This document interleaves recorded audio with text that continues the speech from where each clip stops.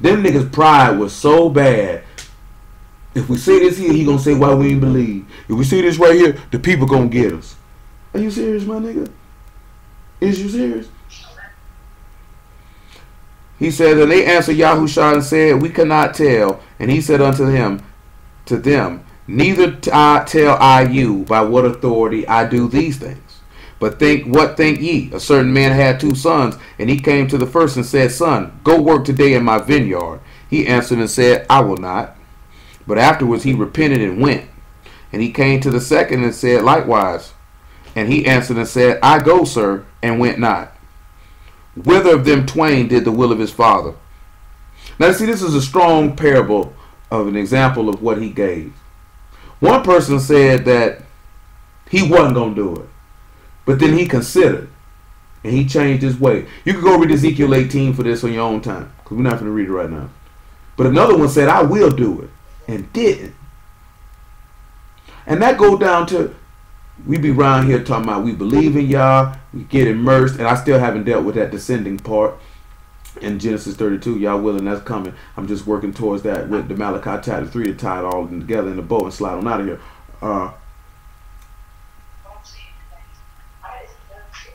You got to think about that, right? You say you're going to do something. Everything in this law we will do. But then you didn't do it. So you're not doing his will. We have to consider that. Don't say you're going to do something and then you're going to turn around and you're not going to do it.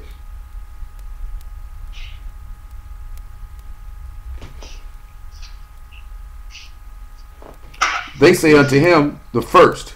Yahushua said unto them, truly I say unto you, that the publicans and the harlots go into the kingdom of Elohim before you.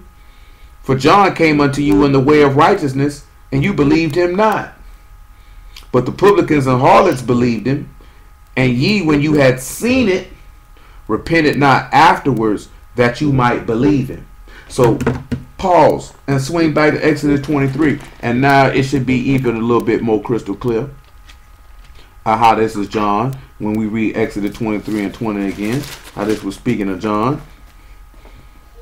See, behold, I send a Malachim before thee to keep thee in the way and to bring thee into the place which I have prepared. Beware of him and obey his voice and provoke him not, for he will not pardon your transgressions, for my name is in him. And look at that. John couldn't forgive your sins, but the name of Elohim was in him. Let's see if the name of Elohim was in him. Let's just see. Luke chapter 1.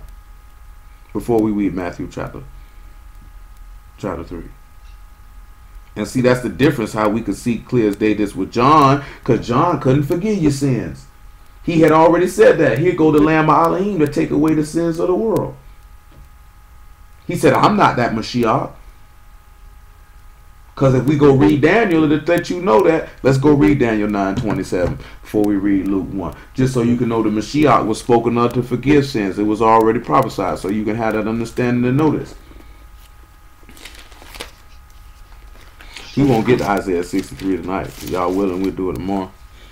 This doggone video done start recording about 17 times.